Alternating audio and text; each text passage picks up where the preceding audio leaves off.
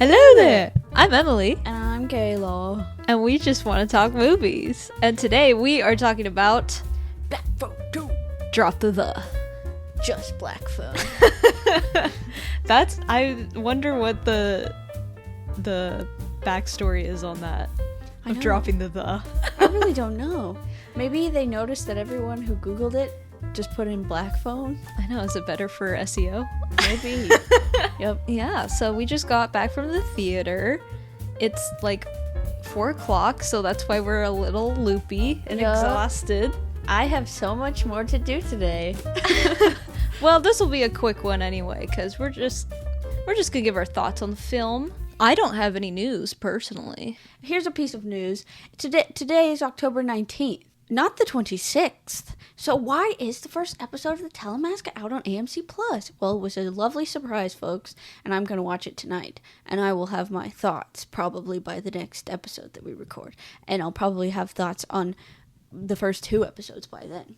But I've heard mixed things. The reviews are they're either like, it's pretty good, it's definitely better than the Mayfair Witches, but it has some, they're gonna have, if they get a second season, hopefully it'll evolve more, to just people being like, it's kind of dull.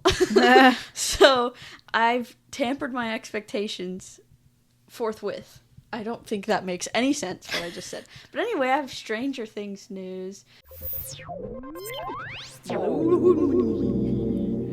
The run times for the first 4 episodes of Stranger Things, the first volume of season 5, have been released. The first episode is 1 hour and 8 minutes. The second episode is 54 minutes, which is quite short for, season 4 I don't think had anything below an hour. Episode 3 is 1 hour and 6 minutes, and episode 4 is 1 hour and 23 minutes. I don't hate these run times, because I know a lot of people complained about how long the last season's episodes were, which I guess I could understand. But, I didn't care. But I think, hopefully, that sort of tells you that they're kind of tighter. I don't know. And, they're not spanning across countries this season. They're all in Hawkins this time, so it makes sense that it's going to be a little bit shorter than season 4. But anyway, that's our news today. Well, I have no news. We didn't talk about Red, White, and Royal. Okay, Wedding. I thought we did for some reason. Apparently I do have news. So Amazon has officially greenlit the sequel to Red, White, and Royal Blue, officially confirming that it will be going into production. And also, we have a title. Yes, a title. And it is, as I predicted, Red, White, and Royal Wedding. You guys, there is speculation online about whether it's Alex and Henry's wedding or not. if it's not, that would be so dumb. Well, the argument is that they don't think Alex and Henry would have a huge public royal wedding.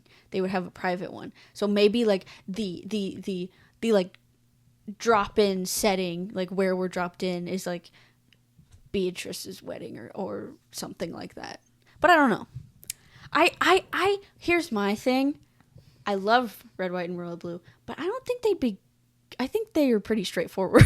So I don't think it would be a trick like that, but who knows? The only thing I can see is if the whole thing, a plot line, is like the drama of how are we going to do the royal wedding and all that, blah, blah, blah, and then they end up deciding, you know what? Yeah. We're just going to do it small. I can see that happening. I don't care. Either way, I want wedding stuff. Yeah. Well, I think there will be a wedding for them, but I just don't know if the royal wedding. Yeah. But like it's in the title, so I don't know. Who knows? We're going to have to see, and we certainly will. I did think somebody put something out there that it should have been called Red, White, and something Blue. I thought that was cute. Yeah, that's really cute. It's too similar to the first one, though. We were talking about our search engine optimability. Yeah, that's very true. But then they said at the third one could be called Red, White, and Baby Blue. And that would fit. What, because they'd have a child? Yeah. I'm like, that would be kind of cute, I'm not going to lie. But I love Red, White, and Royal Wedding. That was a title that I think a lot of people predicted, including moi. Because what if this sequel did not have a wedding? What are we doing? You know? Yeah, I agree. That's the only natural conclusion. That's the only thing they could make it. Yes. The only thing I'm gonna miss is the blue, because I don't feel the American flag. But do we need it? That's what I questioned myself afterwards. Do I really mourn that there's not red, white, and blue in this title? No, not really. That's why it's kind of like red, white. Like, why is the red, white there then? Yeah. It kind of makes no sense. Like, did someone get blood on their wedding dress? Dude, it could turn into a horror movie. You never know. I'd be down. But yes, I'm so excited. I had a person in the house when I found out, inspecting the house, so I had to be professional. But I looked at my phone as she was there and saw the news for the first time and was like, I was trying to keep it together because I'm like, there's someone here and let's not be crazy. But yes, I very much had a moment, and I'm very happy and very excited. But that is the news. That's the only news. It'll probably come to fruition in like a year or more. Yeah, I'm starting to doubt that they will film this year. Or that it will come out in 2026. I'm starting to doubt that even. Yeah. But alas, we have enough going on in it's a step. Yeah. It is a step. Mm-hmm. A very important step. All right, let's get into the juice. The juice, the juicy, bloody, goopy, zombie goopy thick of it of the episode. And that is a review of the not the Black Phone 2. Yes. Black Phone 2, which we just saw. The streets. The ice. The ice. How shall we start? How shall we begin? Well, as we do, we talk about what's our overall first thoughts. I mean, this might be recency bias, but I think I like it better than the first one. Just because there was a lot going on, and the setting. More films need to be set in the icy forest, the snow blizzard, and I feel like a lot of them that are set there are kind of boring. This one was not boring, so I appreciated that. I love the vibes. I loved the chilly vibes. There was a lot of emotions, heavy emotions, and I do appreciate a sequel that deals with the emotional ramifications of what happened in the first one. So it felt very natural to me, and I think all the actors did a really good job. I really liked zombie Ethan Hawke. I thought he looked pretty cool. Yeah. He was mostly creepy. There was actually many times where it was kind of cringy, but like, you know, I had fun with it. Yeah. But there was also some times when he was actually creepy. So. That was fun. Yeah, Emily, as far as your likes go. I did like, I already kind of said that I liked all the actors, but I liked, like, the group in this one. I liked the trio of them going up there. I thought that was fun. And, like, there were some comedic moments earlier on that I enjoyed. Yeah. Yeah. I would say I like the first one. I never liked it as much as everyone else. I just thought it was a good. She's not like other girls. I think it was just overhyped for me, and that's why I was kind of like, huh. Yeah, because we waited to watch it for a while. Yeah. And I would say this one, I feel like it's on the same level as the first one for me. Mm-hmm. Where, like, it was good. I was entertained. It was well made, but it didn't, like, blow me out of the water or anything. Mm-hmm.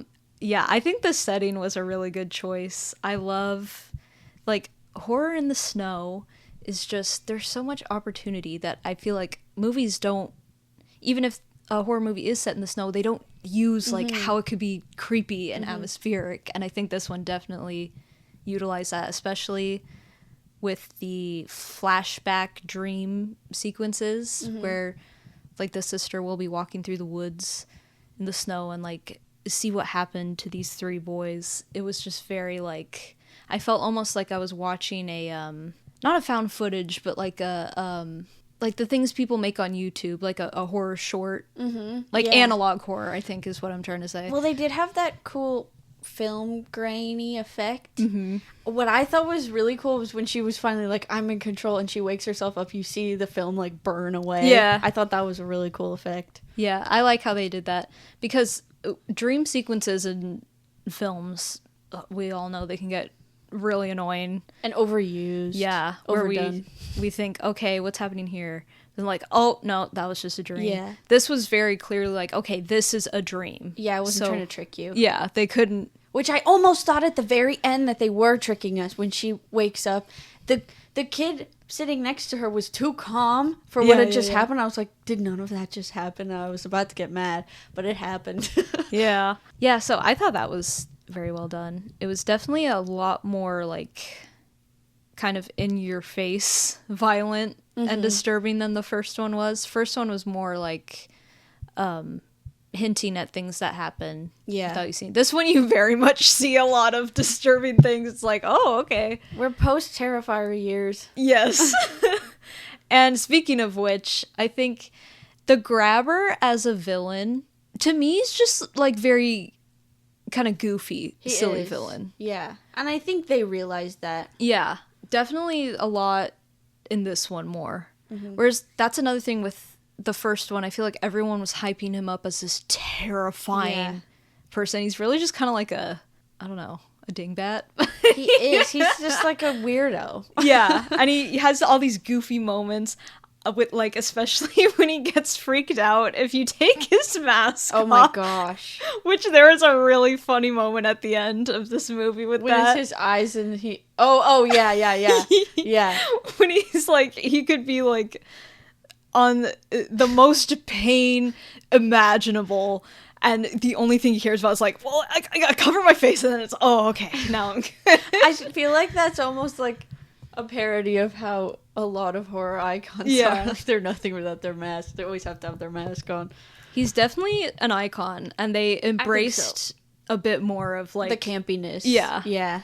Which I think, like, the balance is A little bit wonky. yeah, it's almost there, but at times it feels like they really do want to go more like, Yeah. he is like a realistic, Like terrifying. the scene where he said like, I am a bottomless pit of sin. I feel like they were like, that's a really funny line if you take it in the more campy way, but I feel like they were trying to be serious with that one. Yeah, sometimes when he gets preachy, it's like I can't tell if they're trying to parody, or they're actually trying to be like, listen to this deep thing that he's saying.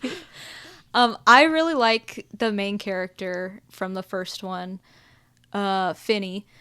I thought he was really likable to follow in the first one. I feel like the main character in this one is definitely the sister. Yeah. And I don't know if I loved that. I liked that she had a bigger part, but I wish that he also, because he becomes like a background character. At a certain point, I'm like, yeah, I felt like, oh, we haven't really... He's just here to run around and be like, protect my sister. Yeah, he's there to be like, oh, remember him from the first one? Yeah. Here's some scenes with a phone. Yeah. I'll remind you of the first one. Yeah, so that was kind of disappointing to me because I really like his character, and I was excited to see how the first movie affected him, and it's been so many years, and what's he like now, and you get just they did show that. Yeah. But I feel like it would have been better if his was the main arc. Especially when you get to the end, where it is concluding his story, which it was really badass and I loved it. But I'm like, this would have been even better, more powerful, if he was, with us the whole time and it wasn't just the sister. Yeah. Because he kind of like, a lot of the times he doesn't even know what's going on, which is kind of weird. Yeah. And also the fact that the mom calls at the end and she doesn't even talk to him. Yeah. I felt like I was cheated on his behalf. Yes, yes. Yeah, I don't know. I just want a more emotional connection to his character in this one. Yeah, I don't know. It kind of left something missing from the movie. Especially since it is a lot more complicated than the first one, the plot and everything going on, where the first one was just him in that room. How does he get out? And then every now and then we cut to the sister. This one you have like, oh, we're at this huge location and something happened in the past and now we gotta recover these bodies and who was this guy, how is he connected to the mom, and there's all this stuff, so it's difficult to work in also two main characters and have that feel fulfilling, I guess. But I do wish they'd focused on him more. Because the sister's, like, she's a cool character, but she wasn't the one... You weren't connected to her enough. As much going in, yeah. Yeah, and even them just as siblings, I feel like we didn't get enough scenes of them just, like, being normal. To be like, oh, I love their connection and how... Yeah, I'm excited to see them fight for each other. We got that in the first one, but it would have been nice to see a little bit more of that in this one. Like, we were talking about the comedic moments where she's talking with her crush in the bed, and then he interrupts them. Yeah, that was really funny. When that happened, I'm like, oh, we need, like, a bit more of this, I think. And even, like, them in the car, and he has to get out and run in front of it. Yeah. I thought that was cool, and I feel like we could have stayed in that moment just a little bit longer and, like, had it be a little bit more funny and show their friendship more. In horror, a lot of the times, you do have to have those more upbeat moments, because otherwise we don't care what's happening to these people. If you just keep it, like, dark and, oh my god, what are we gonna do the whole time? It's like... They don't feel like people anymore. Yeah, they're just like... That was another thing, is it got a little bit repetitive, and I feel like stuff like that would have broken it up a little bit more, where it's just her going to sleep, them watching her going to sleep, she gets up, oh no, she's getting up, and we have to make sure she's okay. Like, it kind of got repetitive at a certain point. And then, like, towards the third act, I was like, okay, now things are... getting going. Yeah. I guess we kind of got into our negatives. I don't know about adding all of the side characters to this either, because I do feel like it's stronger when it's more personal. Like when it was just Finn and the grabber, like we were so invested. That's true. And now we've got Finn, his sister, the grabber, all these people at the camp, backstory of the mom, these boys, and it's like, whoa. And it kind of, I don't know, they're making the grabber out to be like a slasher villain more in this one, like a ghost slasher, I guess, with the curtains knockoff scene of him skating around, slicing people up. And I don't know, I still don't know how I feel about it. I think I have to sit on it, but I'm like, sit on it. But I liked it. I feel like if we had kept going with that, it would have been it would have been a retread. Sequel. That's true. You can always go back and watch the first one for that. That is true. And I think most of the characters were really intriguing. I mean, we had to have the funny, like, Christian couple. Yes. Like evangelical type Christian couple. That was a funny dynamic. And then did they die or what happened to them? They got their like scalps sliced, but I don't know if we never saw died. No one cared really. I laughed when it happened. Also the fact that the grabbers ice skates were just his feet, but ice had grown on them. Yes. That was pretty cool. I love that. And then the guy that I don't know who he is, the like owner of the camp or the head director or something. Yeah, I thought he was a cool character. Yeah, I liked him, and I think it's interesting how he was looking for the kids all these years. Yeah, it goes back to what we were saying, is if we just had more downtime, I would have cared more, because instead it just feels like at the same time it was a really long movie, and I could feel it mostly because I was like, there's so much going on and I'm tired. Yeah, that is true. But his daughter, I didn't really feel connected to that character. No. She was the only one that was like, what was the purpose? Yeah. You feel like just kind of their pieces. She was just there to like give Finn a flirty look, and then the dad to make fun of him at the end about it. Yeah. She didn't even do anything. Cool. She didn't really know. She drove the horse around, I think. Yeah, and then she like kind of put the Christian people in their place in that one scene. But I thought that was kind of cringy. Yeah. The dialogue. Yeah. There was definitely some cringe moments. Yeah. I don't know if I love the whole, like, running joke with the sister where she, like, insults people in a really weird way. It's kind of like the writing it reminds me of the writing in Jennifer's Body and Juno, they're both written by the same person. And it, like, just people will say whack-ball things.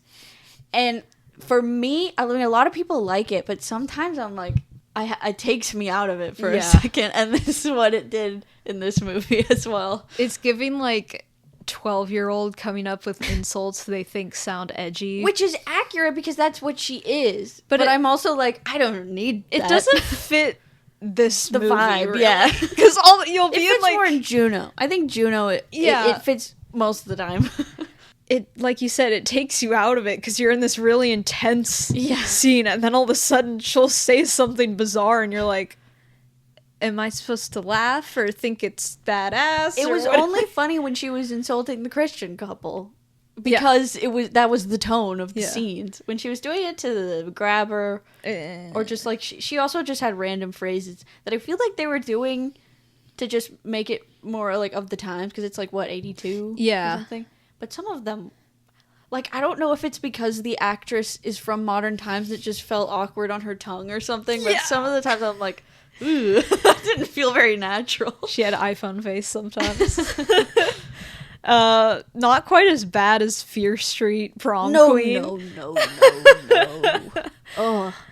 But remind me of that movie. Oh, this was better than that. Yes. Did you like the whole? I guess it wasn't really a retcon, but kind of a retcon of the mom's backstory. I thought that it fit what they were trying to do in this movie. They're obviously trying to, like, broaden the story and I guess make the grabber into, like, the new Freddy Krueger. It definitely felt like it was taking from Nightmare on Elm Street, like almost all of them. I saw Dream Warriors. I saw elements of the remake. Obviously the original one. Yep. Which I think at first I was kind of annoyed because I was like, we've seen this 10,000 times before. But I think they did it in their own way enough that I didn't mind it by the end. It was only that scene where he's, like, yanking her around in the kitchen that I was like, this is just the Tina scene. Yeah. in Nightmare on Elm Street. It is such a left turn from the first one where he was just this creepy guy who killed kids. And there was the supernatural element with the phone and the ghost of the kids, which I know it was connected also with the sister and her visions and everything, but to me it just felt more, what do you call it? Like a suggestion, or like, is this really happening, or is this just his survival instinct and, like, how do I survive? I liked how it was kind of more open in that one. This one, it's very much like, no, there's supernatural things happening. Yeah, I thought that too. Yeah, and the grabber himself is like, all of a sudden, he's the one controlling the dreams, and that was just kind of like, huh. How do you learn to do that? Yeah.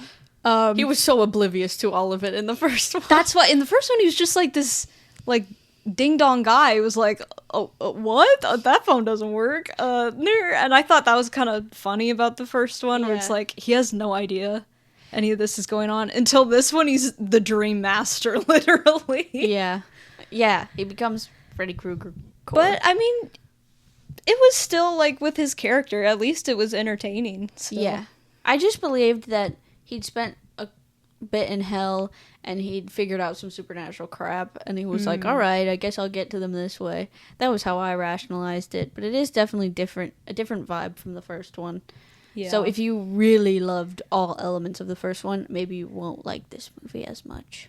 But I am not set in stone either way, so I enjoyed this. Yeah, it's like the same as the first one for me. They're very different, and I like them for different reasons, but they're just like, oh, you know, I mean, it's entertaining. I definitely wasn't like, oh my god, this is so boring. Yeah. Oh, yeah.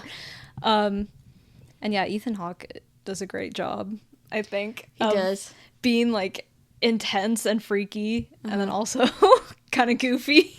Oh, here's one thing I'll say is I think the trailer gave away too much. All the like creepiest moments with him were in the trailer. Yeah. And there was one scene where you first see him. I think you've already seen him with Finn when he's on the phone. Mm-hmm. But this is the first time you see him in her dream, the sister's dream. What's the sister's name? I keep forgetting. Quinn or something? Gwen? Gwen. That sounds correct. So you see him in Gwen's dream, and he comes out of the shadows, and he's just got his arms out, and it's such an epic re-entrance. And they put that in the trailer, and I was thinking in the moment, I was like, if I didn't know that was coming, this would have been way cooler. Yeah, I agree. Because I remember when I was watching it, when she's looking in the famous dark corners that we all love, I remember I was like, oh yeah, he's gonna come out. Yeah. But if I didn't know that, I'd be like, what's going to come out? Is it going to be the little boy? Is it going to be something else? Same with the under the bed when the little boy I forgot about it. So I was like, oh, what's going to happen? But then when he showed up, I was like, oh, it was like disappointing. And they had to do the cheap bing to try and make you jump, which I got angry about. Yeah. It was a little, they didn't do it too much. There was like maybe 2 or 3 of those. Yeah. But they're definitely like, they're there. And they don't fit because the rest of the movie isn't like that. Yeah. So, but yeah, you're going to have that in horror movies. I forgot. I was going to say something and I can't remember. Oh, well, we were kind of talking about the mom stuff. I guess we kind of finished that. Yeah, with the retconning. Yeah. I can see people not being happy with it. Yeah. Because it's like, okay, too much is explained now. And it feels like everything is way connected now in a way that I'm like, this town is too small. Yeah. How did he knew her at camp and then ended up killing her and her children? I don't know. But then her son was the one to escape. Yeah. But I think they're trying to do that with like this whole family. They have this power. Yeah. And that's how they can defeat. I think that's the direction they're trying to go. Mm-hmm. Which again, I don't know. Which is another reason why Finn has a power almost. So then why did the mom not want to talk to him? Yeah, and why are we not getting more of that? Yeah, well, why aren't we developing that? Why isn't maybe he getting pulled into the dream with the sister? Like, that would have been... That's very Dream Warriors, but... What's his dream power? I just wanted to see more of that. Because like I said, I think that they went in a great direction with his character as far as, like, how he was reacting to certain situations. I was annoyed with him at first. But then I understood. Yeah. I mean, I understood from the beginning, but I was like, oh boy. Here we go. And it made a lot of sense, and I think he had a great emotional arc. But I wish he was more present in the plot. Mm-hmm. He was very much a side character. And I thought at first, okay, they're trying to do, like, the siblings have different powers of the supernatural. He can talk to the kids on the phone, and she does the dream stuff. Mm-hmm. But then she does the phone thing. Yes, I'm like, okay, so she can do everything, and he just kind of talks on the phone sometimes to ghosts. And that's the whole thing at the end with the mom. That should have been him. It should have definitely... He's the one with the black phone. Yep. Black phone. Not the black phone. I agree. There was something that got muddled there. That was the biggest weak point for me with the movie, honestly. Yeah, it got the erasure of Finn. And the mom can do it too. I was kind of confused about the whole like time travel element of it, where the mom is talking to her, but she wasn't really, because then you see her talking and she's actually talking to one of the kids. Mm-hmm. And so then I was kind of confused about what that first scene was supposed to be. It's like a dream within a dream kind of thing. And then I was like, they stop doing this. Stop. I don't like it when too many movies do that. So that kind of annoyed me. So an easy thing to do to make Finn a main character again is that all the phone stuff should have been with him, and all the dream stuff is with the sister. Yes. And that's that. Then they could do some cool linking up type things, or maybe like he's hearing stuff from her dreams or something. Mm-hmm. Like that could have been cool. They should have been more of a dynamic duo than they were. Yes. They definitely were a dynamic duo at the end. At the because very that's end. The other thing is, like, he seems to be the only person who was able to like not see him but grab him, even though he wasn't actually there. Yeah, so that could even be like a power that he has. So yeah. And I really loved when he's slamming his face into that whole scene was really cool. Yeah, the very end when finally he's doing stuff. I'm like, yes! And it should have felt even more badass because we should have been with him the whole time with the phone stuff. That sounds like I'm saying something dirty. The phone stuff. Yeah, and I wish instead he's thrown in just with this bucket of characters who they're just in the background trying to do stuff. It's like it reminded me of Stranger Things where they're all running around after 11, and I was like, but he's the main character. What happened? What happened here? And I like that the sister, him and the sister just having, like you said, the dynamic duo thing. Yeah, that would have been the way to go, I think. But instead, just a bit too much focus on this character who I think a lot of people liked her who watched the first one, so maybe that's why I didn't feel I didn't any love which her. way. She was there for me. Her dreams were just dreams. That's all I remember. And again, they didn't have any like sibling moments together that I was like, oh, they're I feel like I felt a connection between them. Yeah, it's not like there was no chemistry or anything. It's just I wanted to feel like really, I don't know. Yeah. I have a thing with siblings in movies. It always just is like, well, we're siblings, so we have a connection. I'm like, no, show me more. Yeah. Yeah. I don't know. It's just me. I think that was the whole point. That's the only thing that's difficult because the whole point of the first part of the movie is that he is kind of shutting everyone out. That's true.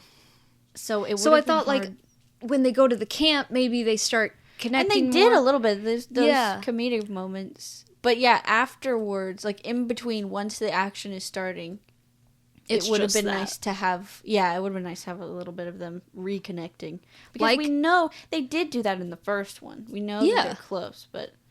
And like Stranger Things, they do that in Stranger Things. Yeah, they always, even though they're, okay, we gotta do this, they stop to take a little moment of like, here's a nice moment between these two characters to give you a reason why they would... what's gonna happen next. Yeah. And I know the movie's super long and you don't have a lot of time, but... They did that with Finn and the new character. Mm-hmm. Which they could have almost replaced that with the sister. Which they did towards the end. They did kind of that with the sister, but... By then, it was like the end of the movie. Yeah. And this character who's the brother of one of the kids who got killed who comes along with them, I liked him. And I liked how it was like, okay, the three of them. Mm-hmm. But he just, again, he kind of fell through the cracks eventually. Yeah, I guess him too. He wasn't really... Because he didn't have enough of a connection. I feel like they could have played with that more. They had one scene with him and Finn, but they could have played with that dynamic more of, like... Finn was able to hear his brother after he died, and Finn had a connection with the brother as well. And that's the other thing, is when the mom's on the phone and she says, oh, tell Finn that Robin's here too. Like, I would have loved to see Finn hear that himself. He was the one who was talking about that. The sister didn't even know that he was wondering about all of that. Yeah. Gwen. Sorry. Yeah. I keep saying the sister. That was the moment where I was so confounded. I was like, why? Even if it were both of them talking to her on the phone. That would have been something. Why was Finn left to just stand there? I don't know. I mean, I know she was one, like, having the dreams about the mom and everything. Yeah, so, but I didn't like that. It comes back to I don't really want Gwen to be the main character. Or, like, it should have been both of them. If you're gonna... Because they were, like, she was important to the first one, but she obviously wasn't with him during the kidnapping, so, like, she couldn't be a main character. Now that they're together, it's them two being the main characters, not she shoved him out of the way. Yeah. But I enjoyed myself. Overall, though, it was... Overall, I think I'd give it, like, a 7.5 out of 10. Yeah, I'd probably give it a 3, because I'm a 3 out of 5. Because... I'm feeling generous. If I were like in an mood, I'd probably say like 2.5 or 2 3/4. Dang, 50%. Yeah, I'm just not. These are very overhyped for me. I have to say, like, I don't think they're I just think like God the tier. production. They're very well made. Yeah. And now that I've I do care about the characters. Yeah, but honestly, now that I've talked it out, I do think I might like the first one better. Mm-hmm. I was at first like they're on the same level for me. It's hard because they're so different. Like Yeah, it's hard to compare hard. them. But I don't know. I think I like a lot of the times, not all the time, but with horror, I tend to like the smaller scale more. Hence why I like Alien more than Aliens. I know everyone hates me now. Well, I like that too. I'll back you on that. But like, I mean, Terrifier, not the case there. I liked when Yeah. it was bigger and crazier. But I think with this one, I do like it when it's more small scale. But still, this was entertaining. I love the setting. I love a lot of the production design. I think that alone will make it rewatchable for me. Like I will crave to watch this at one point in the future. I'm like, oh, I want to see that. I want a snowy vibe when it's like right a now. dark, stormy day. Yes. Yeah. I loved the ending battle. Very entertaining and very cathartic. I like how they are making the grabber like more like you hate him more when you see all the stuff he's done. You get a more in-depth look and you're like, oh my god, this guy just he's got to go. Someone's got to do something. I can't believe that brother had no idea all of that crap was going on. Yeah. He was out of it. That's another weird thing. Like, there's so many random stuff with him. Like, oh yeah, and also he has a brother. Well, we who lived established in the house. We established that in the first one. Yeah, but in this one it felt even more weird.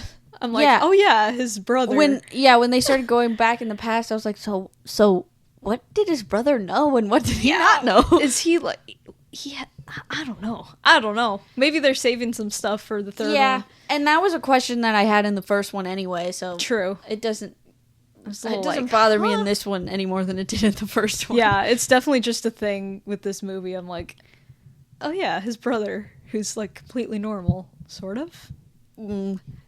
He's not evil, but he's not normal. He was like a conspiracy theorist. He's like, oh, I know where all the kids are being taken. Yeah.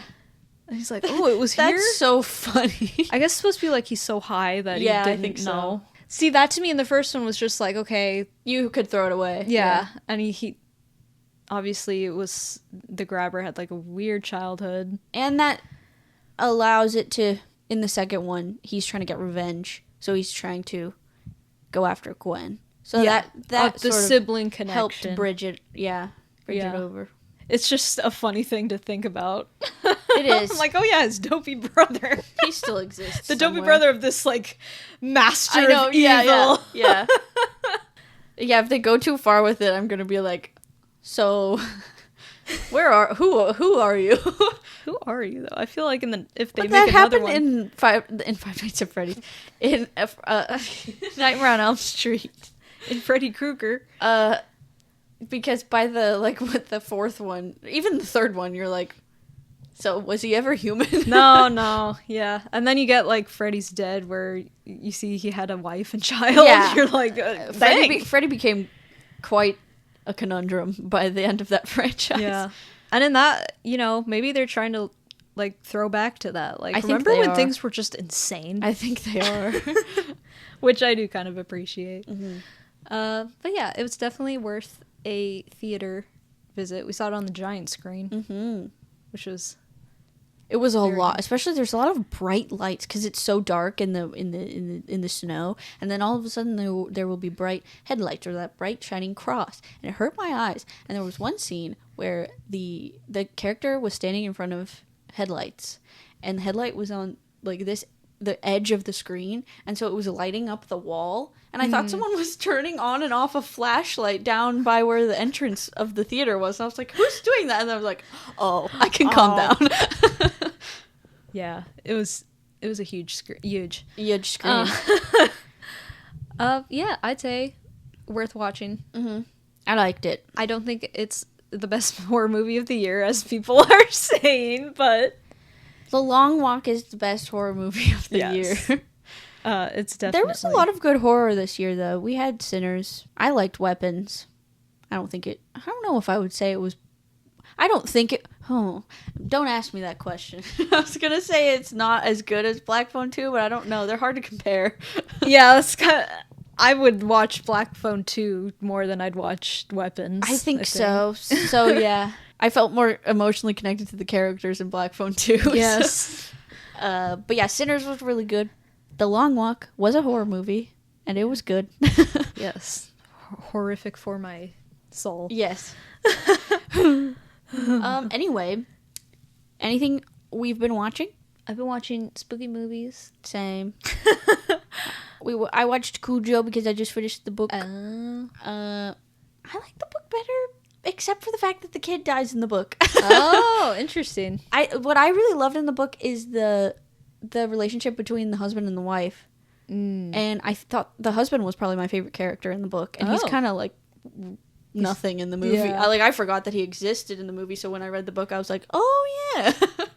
I watched Tremors this morning. Oh, I love Tremors. I loved the characters. It was one of those horror movies where you're like, but I don't want anyone to die. Yeah, exactly. Oh, I love the first, even the second Tremors I like a lot too. But yeah, first Tremors, amazing. I watched that, like, I went through a phase where I watched that, I think, every Friday after school or something. Like I did with Roadhouse for a while, and I'd watch it every day after school. All those weird, like, country ones. I had a thing for a second, I guess. I watched the Toolbox. You want to talk about dropping the? Okay. I watched the Toolbox Murders movies, if anyone frickin' remembers those at this point. The original, The Toolbox Murders. The remake, just called Toolbox Murders, drop the. And then the sequel to the remake, kind of, called TBK, The Toolbox Murders 2. I'm like, can we pick something, you guys? What is TBK? Toolbox Killer, I guess. I don't know. That's such a dumb title. It was... It matched the movie, let me tell you. Wow. Don't Who ever... came up with that? Never watch The Toolbox Murders 2. Oh my god. I've seen a lot of bad movies in my life, but some of them just make you wonder, why do I watch movies? I've always thought that Halloween H2O is kind of a dumb title, but at least it makes more sense than that. It does. Toolbox Murders, the remake, I think is really fun and cool. And it's got some good kills and really fun setting. And it's Tobe Hooper and what's her name? Stars in it. Angela Bettis? I thought you were going to say Angela Bassett did the thing. Who's in like a ton of horror movies for a second. I haven't seen her in forever. I don't know what she does now, but she's in it. The original from the 70s, kind of a funky movie because it just starts, you get all the kills in the first 20 minutes and then that's it. It's just about, we gotta find the killer. I don't know. They're weird movies, and I haven't thought about them in years, but I decided to rewatch. And I would say the remake is the only one really worth checking out. If any of y'all are interested. But yeah, that's what I've been watching. Also, speaking of if any of you are interested, I did do my own top 10 slashers. Oh yeah, I forgot. Because I didn't have time to do it last time, and I felt bad, and I know you all are dying to know. So, here it goes. I'm just going to do it really fast. So, my number 10 is Friday the 13th, Part 7. Oh, nice. I like that movie a lot. That's a good one. My number 9 is Dream Warriors. Nightmare on Elm Street 3. 3. My number 8 is Slumber Party Massacre. Yes. I need to watch it again. My number 7 is My Bloody Valentine. I also need to watch it again. My number 6 is Halloween. Classic. My number 5 is Scream. Classic. My number 4 is actually Sleepaway Camp. Oh, I'm surprised it was so high. My number 3, Friday the 13th, Part 6. This is the best Friday the 13th movie there is. Looks like somebody. My number 2 is Psycho. And my number 1 is Nightmare on Elm Street. It's always been my favorite. A solid list. A solid list. Lots of icons. I guess that wraps up our discussion. Yes. What are we going to talk about next, Emily? Oh god, I always forget to look.